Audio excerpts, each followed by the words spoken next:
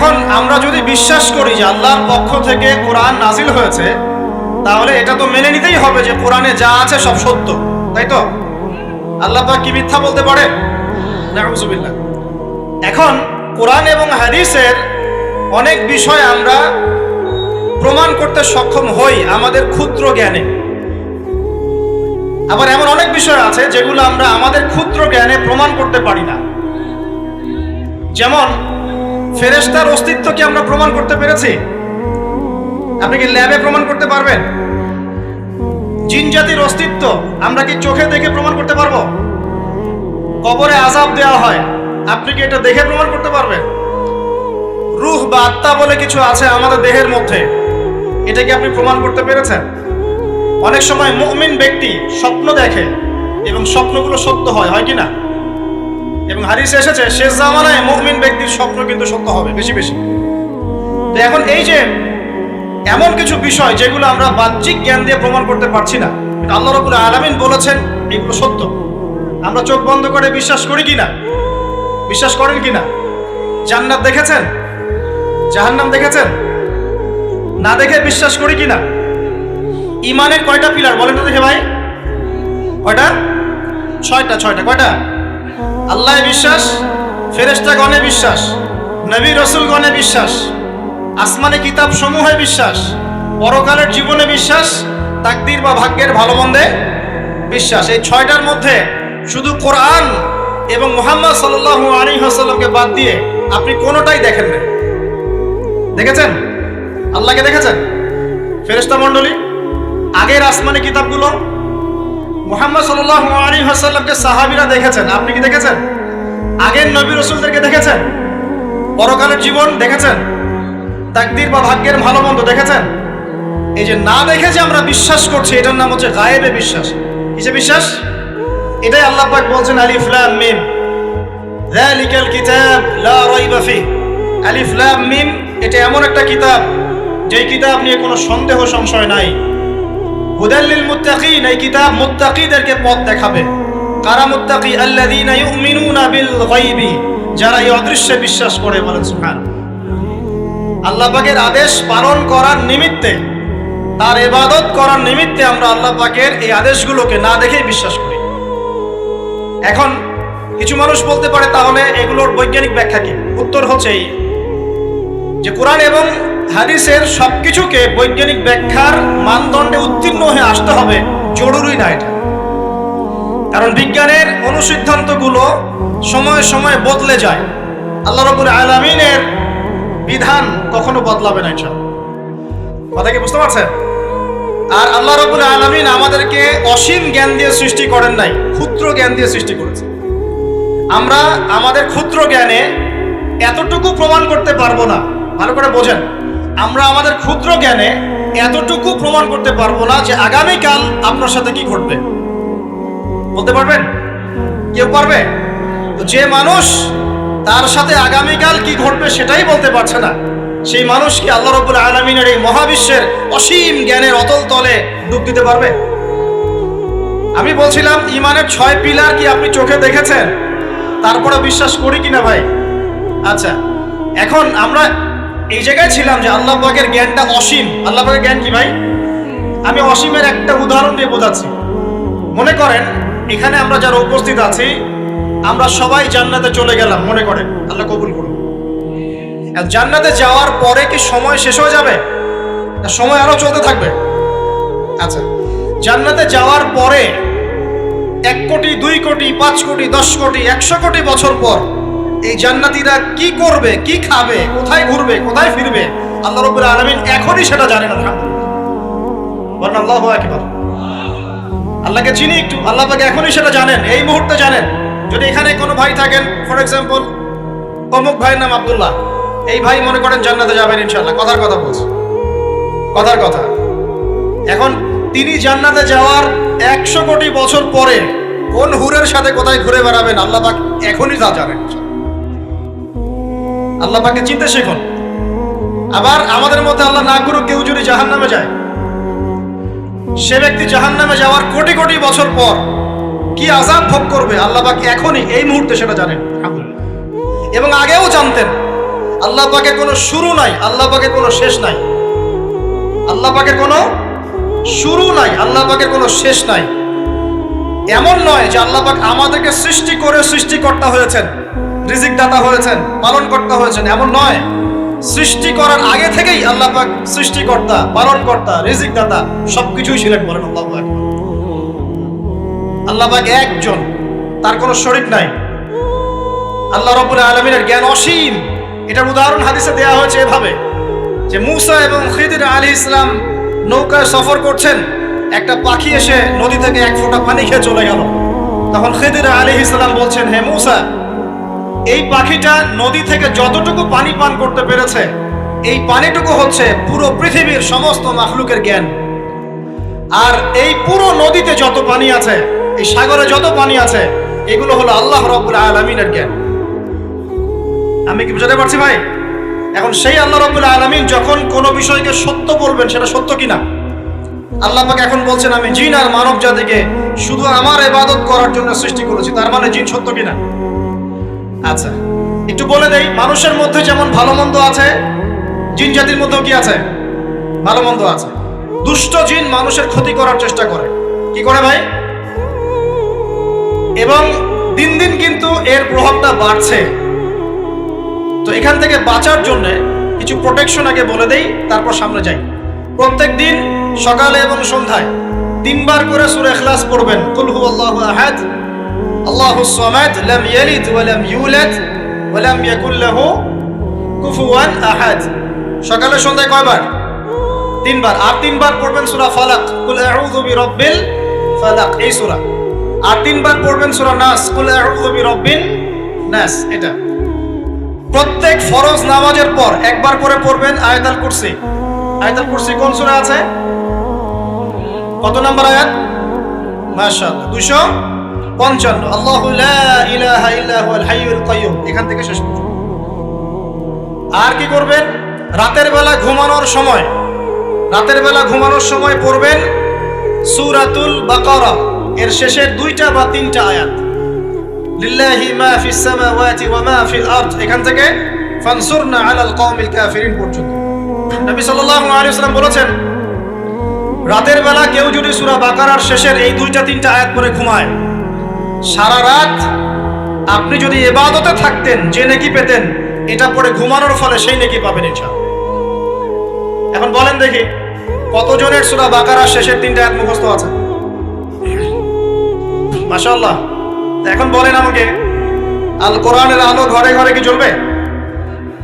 বলেন। শোনেন, আমার কথা রাগ করেন না। আমরা তো সবাই চাই যে আল্লাহর কোরআন আল্লাহর জমিনে প্রতিষ্ঠা লাভ করুক, চাই কি না? তাহলে সবার আগে নিজের মধ্যে কোরআন কায়েম করতে হবে। কোথায়? আগে নিজের উপর কোরআন কায়েম করুন, নিজের উপর সুন্নাহ কায়েম করুন, নিজের উপর দিন কায়েম করুন। ইনশাআল্লাহ দিন ঘরে ঘরে পৌঁছে যাবে। প্রত্যেক ঘরের মানুষ এই নিয়াত করতে পারি কি ইনশাআল্লাহ যে আমরা সবাই কোরআন পড়া শিখবো ইনশাআল্লাহ? কোরআনের বাছাই করা কিছু আয়াত অন্তত মুখস্থ করবো ইনশাআল্লাহ। পুরা কোরআন তোমাদেরকে মুখস্থ করতে বলছি না, হয়তো অনেকে পারবে না, যারা পেরেছে তারা সৌভাগ্যবান, আলহামদুলিল্লাহ। কমপক্ষে সূরা বাকারার শেষের 3টা আয়াত পারবো না ভাই? আয়াতুল কুরসি পারবো না?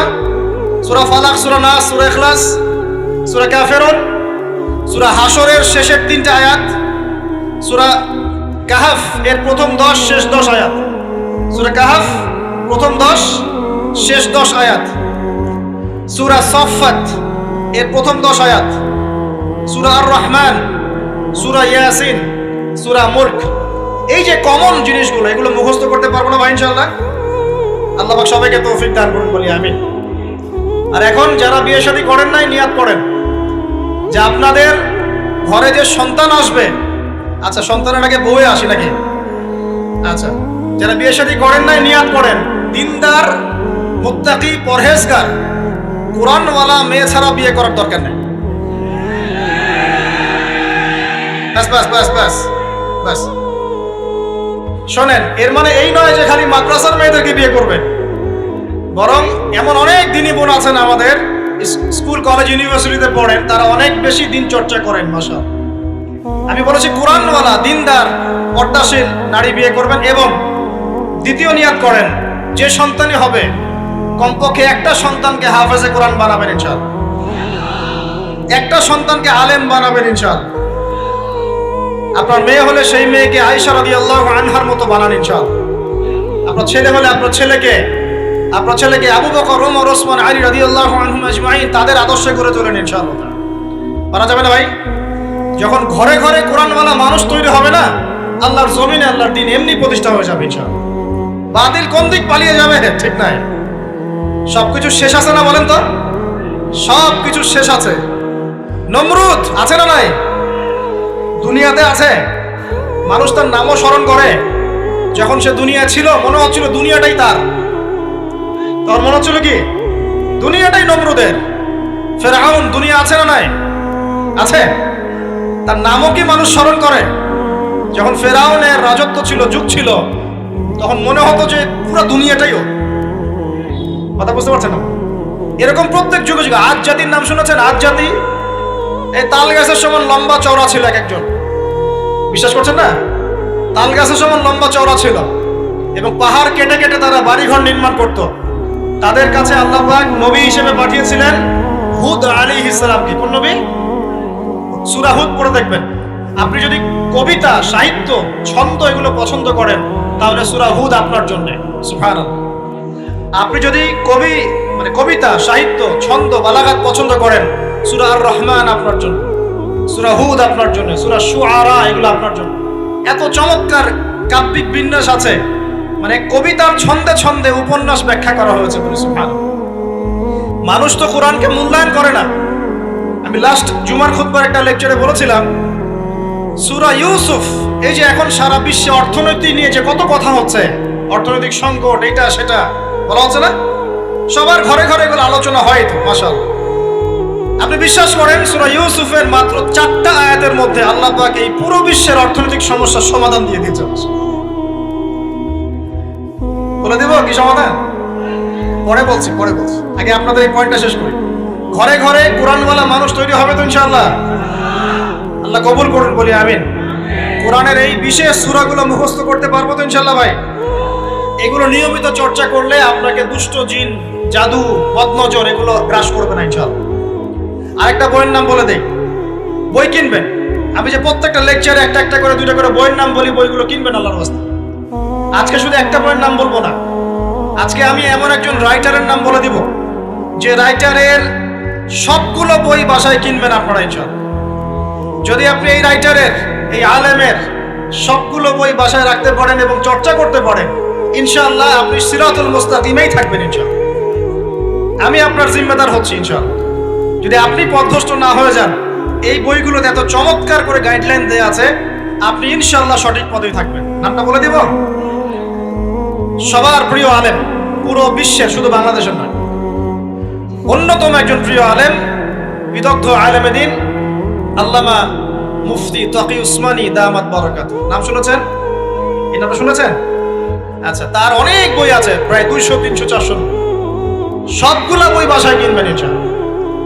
ইবাদত নিয়ে বই আছে, মুআমালাত নিয়ে বই আছে, তাসাউফ নিয়ে বই আছে, জিকির নিয়ে বই আছে, অর্থনীতি নিয়ে বই আছে, ওয়ার্ল্ড অ্যাফেয়ার্স নিয়ে বই আছে, প্রতিটা সাবজেক্ট ধরে ধরে বই আছে। কোথায় পাবেন? এই তো অনলাইনে অনেক বুকশপ আছে না, এগুলোতে পাবেন। বাংলা বাজারে ঢাকায় পাবেন। এগুলো অনুবাদ হয়ে গেছে আলহামদুলিল্লাহ। এবং বাংলাদেশে অনেক স্টুডেন্ট আছে তার হাতে গড়া। তাদের ইলম, তাদের আমল, তাদের আখলাক দেখলে পরকালকে চেনা যায় মাশাআল্লাহ। বই কিনতে পারবেন তো একটু ইনশাআল্লাহ? আরে ভাই, ইউনিভার্সিটির ক্যান্টিনে বসলেই তো 100 টাকা শেষ হয় আপনার। আর ক্যান্টিনে যদি বোরখাওয়ালা কাউকে নিয়ে বসেন তাহলে তো শেষ। এখন সহি প্রেম করে মানুষ। এক ভাই প্রশ্ন করেছে সেদিন, কালকেই, যে সে দিনের পথে ফিরে এসেছে কিন্তু তার গার্লফ্রেন্ডকে ভুলতে পারে না। তো বলছে, ভাই তাকে দাওয়াত দেওয়ার খাতিরে হলেও কি ফোনে কথা বলা যাবে? কি উত্তর দিব বলেন? আপনি পবিত্র হতে যাচ্ছেন কিনা? পবিত্র হতে যাচ্ছেন, পবিত্র পথে আসতে যাচ্ছেন, তাহলে অপবিত্র পথে আবার কেন ফিরে যাবেন? এগুলো কি হালাল না হারাম? আল্লাহ পাক বলেছেন, লা তাকরাবু জিনা, জিনার ধারের কাছেও যেও না, ধারের কাছেও যেও না। দেখেন, এই একই কথা আল্লাহ পাক আদম এবং হাওয়া আলাইহিস সালামকে এইরকম শব্দে বলেছিলেন, ওয়ালা তাকরাবা হাযিহি শাজারা, তোমরা এই গাছের ফল খেও না এমন নয়, তোমরা এই গাছের কাছেও যেও না। আমার কথা কি বুঝতে পারছেন? মানে এই বাঁশ অতিক্রম করে এসো না এমন নয়, এই বাঁশের কাছেও বসবা না। বুঝতে পারছেন কথা? একইভাবে আল্লাহ বলছেন ওয়ালা তাকরাবু জিনা, তোমরা জিনা করো না এমন নয়, জিনার কাছেও। ফিজিক্যাল রিলেশন তো অনেক দূরের কথা, হারাম। আপনি ফোনেও কথা বলবেন না, আল্লাহ পাক তৌফিক দান করেন। আপনি যদি পবিত্র থাকতে পারেন ইনশাআল্লাহ তাআলা আল্লাহ পাক আপনাকে আপনার উপযুক্ত পাত্রী দিবেন ইনশাআল্লাহ। আর যদি আপনি পবিত্র থাকতে না পারেন, এমন হতে পারে হয়তো আপনি পবিত্র কাউকে পান নাই, হতে পারে কিনা? আচ্ছা প্রিয় ভাইয়েরা, বইটা কিনবেন, বইটার নাম, দোয়ার বইটার নাম হলো হিসনুল মুসলিম। কি নাম? হিসনুল মুসলিম। যদি কিনতে না পারেন ওই যে প্লে স্টোরে ঢোকেন, প্লে স্টোরে ঢুকে দেখবেন যে একটা অ্যাপস আছে হিসনুল মুসলিম। এখানে যতগুলো দোয়া আছে সবগুলো দোয়া আগামী 1 বছরের মধ্যে মুখস্থ করবেন। রাজি আছেন কিনা? আর এখানে সকাল সন্ধ্যায় পড়ার জন্য কিছু দোয়া আছে, সকাল সন্ধ্যায় পড়ার। এই দোয়াগুলো আল্লাহর ওয়াস্তে মুখস্থ করবেন, পারবেন ইনশাআল্লাহ?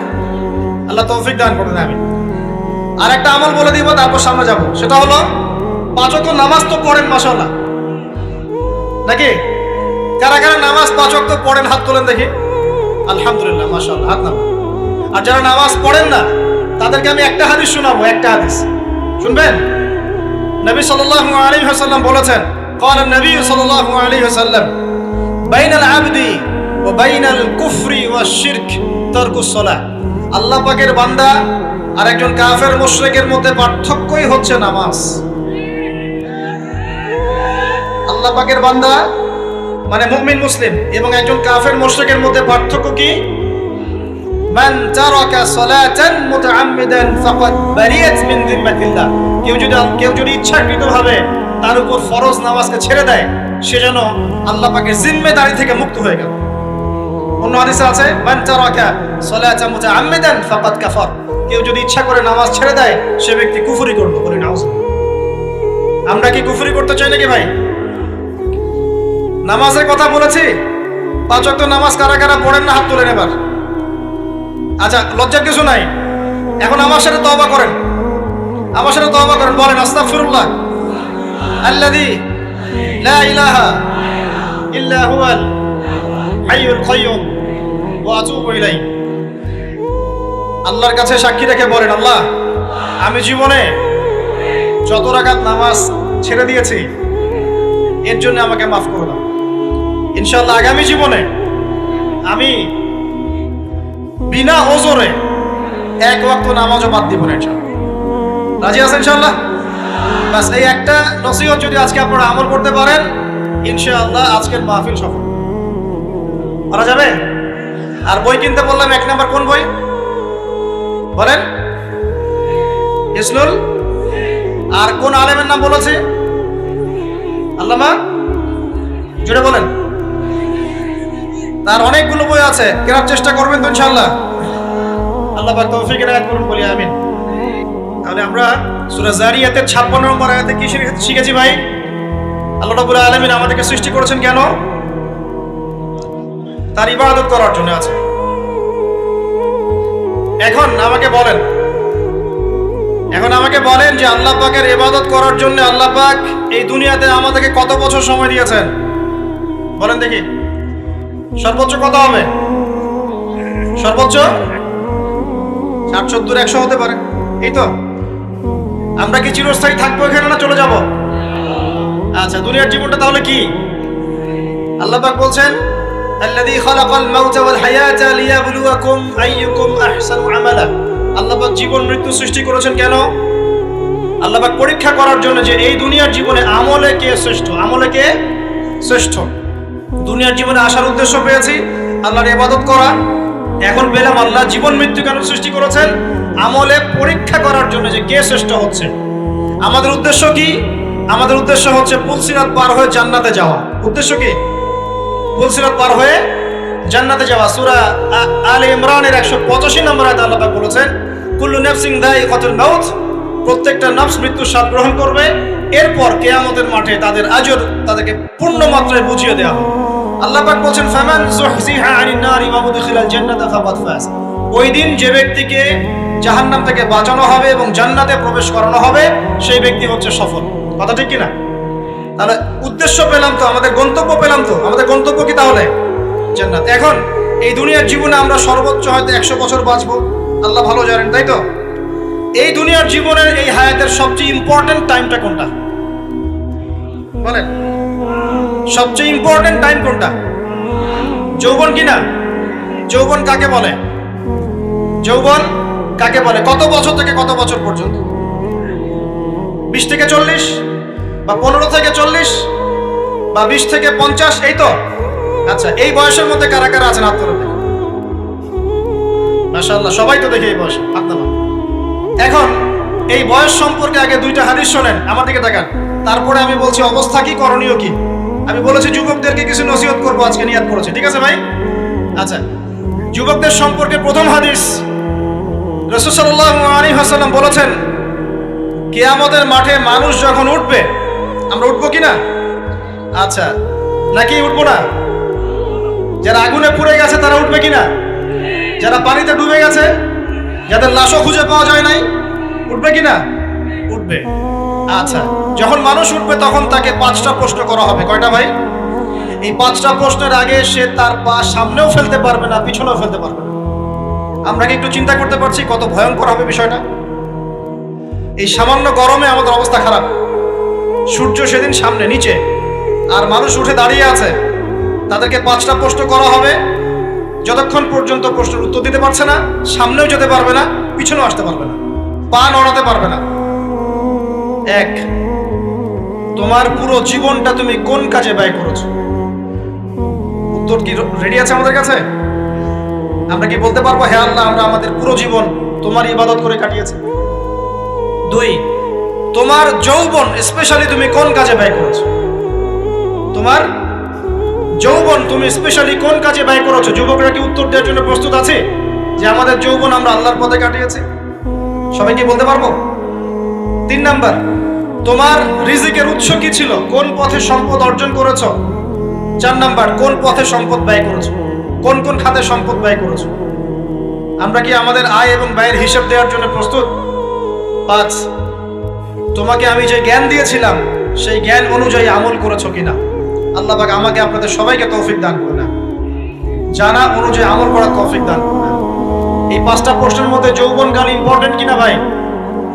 গুরুত্বপূর্ণ কিনা?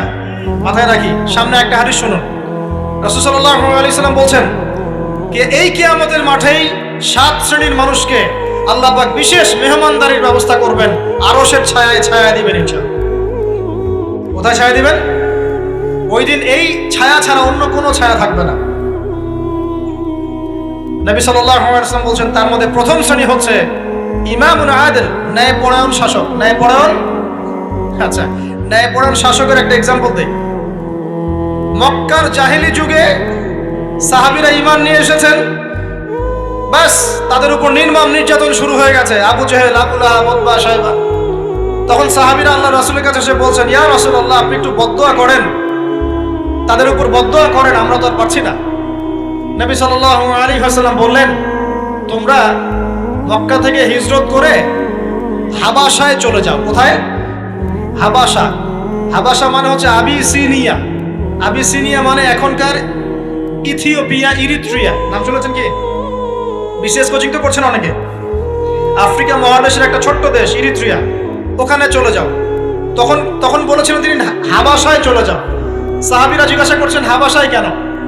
নবী সাল্লাল্লাহু আলাইহি ওয়াসাল্লাম বলছেন, সেখানে একজন খ্রিস্টান ন্যায়পরায়ণ শাসক আছেন, যার রাজ্যে কেউ জুলুমের শিকার হয় না। কি বললাম বলেন তো? হাবাসা কে আছেন? একজন মুসলিম না খ্রিস্টান? খ্রিস্টান ন্যায়পরায়ণ শাসক আছেন, যার রাজ্যে কেউ জুলুমের শিকার, মুসলমান নন এমন একজন শাসকের প্রশংসা করে আমাদের নবীজি বললেন, তার রাজ্যে কেউ জুলুমের শিকার হয়। সুবহানাল্লাহ। সাহাবীরা সেখানে হিজরত করলেন। নেতৃত্ব দিয়েছেন জাফর বিন আবি তালিব রাদিয়াল্লাহু আনহু।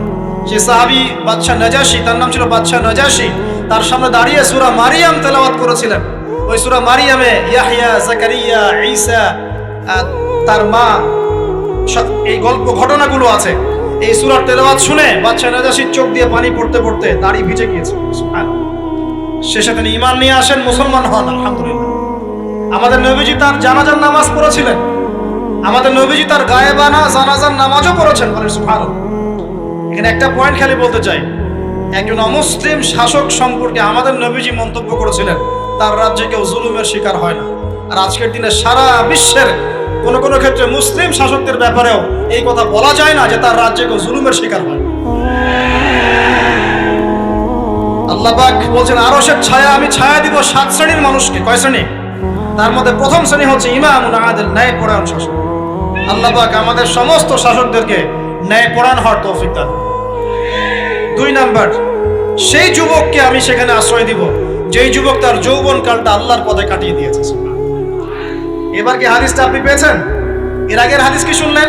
পা নড়াতে পারবেন না যতক্ষণ পর্যন্ত এই প্রশ্নের উত্তর না দিচ্ছেন যৌবনকাল কোন পথে ব্যয় করেছেন। এখন যদি আল্লাহর পথে ব্যয় করেন তাহলে আরশের ছায়া ছায়া পাচ্ছেন আলহামদুলিল্লাহ। বাকিগুলো কারা কারা একটু বলে দেই। 3 নাম্বার হচ্ছে সেই ব্যক্তি যে একজন আরেকজনকে মহব্বত করে, এক ব্যক্তি আরেক ব্যক্তিকে মহব্বত করে শুধুমাত্র আল্লাহর সন্তুষ্টির জন্য। কথা কি বুঝতে পারছেন? এই মহব্বত আবার এই ছেলে মেয়ের ফ্রি মিক্সিং না। কথা বুঝতে পারেনি? দিনের খাতিরে মহব্বত, আল্লাহর জন্য মহব্বত, আল্লাহর জন্য। 4 নাম্বার এমন ব্যক্তি যে এত গোপনে দান করে যে তার বাম হাত জানে না ডান হাত কি দান করেছে। আমরা তো এখন 1 টাকা দান করলে 100 টাকা ফুটাই। ফেসবুক আছে, মারাত্মক একটা জিনিস ফেসবুক, মানে এটা মানুষকে আর মানুষ রাখে না। যে ব্যক্তি ফেসবুকে আসক্ত তার সাথে কথাবার্তা বলা, লেনদেন, চলাফেরা খুব ডিফিকাল্ট। মানে কি বোঝেন আগে কথাটা? কেন ডিফিকাল্ট? কারণ সে এত বেশি আসক্ত এখানে যে পান থেকে চুন খসলে সে আপনাকে পাবলিকলি ধুয়ে রেখে দিবে। কিছু হইলে আপনাকে ফেসবুকে টেনে নিয়ে আসবে, ফেসবুকে সবাইকে বলবে উনি আমার সাথে এই কাজ করছেন। আপনি বলারও টাইম পাবেন না যে আপনি নির্দোষ। খুব মুশকিল না এগুলা? আল্লাহ মাফ করুক আমাদেরকে। এমন ভাবে দান করে যে বাম হাত জানে না ডান হাত কি দান করছে। 5 নাম্বার এমন ব্যক্তি যে এটা যুবক, এটাও যুবক, যাকে কোনো সুন্দরী নারী আহ্বান করছে জিনার জন্য, সুন্দরী উচ্চ বংশের নারী, যে আসো আমার সাথে জিনা করো। ওই ইউসুফ আলাইহিস সালামের মতো, মনে আছে? ইউসুফ আলাইহিস সালামের ঘটনা মনে আছে? আচ্ছা, কিন্তু সেই যুবক বলে, সেই ব্যক্তি বলে ইন্নী আখাফুল্লাহ, আমি আল্লাহকে ভয় করি, আমি তোমার সাথে খারাপ কাজ করতে পারবো। এরকম ছেলে এবং এরকম মেয়ে এখন সমাজে খুঁজে পাওয়া যায় হাতে গোনা, হাতে গোনা। আপনি অনলাইন ঘাটাঘাটি করেন, গুগল করেন, ক্রস চেক করেন, দেখবেন বাংলাদেশের 25 বছরের কম বয়সী ছেলে আর মেয়েদের জেনার হার কত আপনি বের করে দেখেন। 25 বছরের কম যে যুব সমাজ আমাদের সামনে আছে তাদের মধ্যে কত % যুবক এখন পর্যন্ত ফিজিক্যাল সম্পর্ক করেনি কারোর সাথে, আপনি খুঁজে বের করতে পারবেন।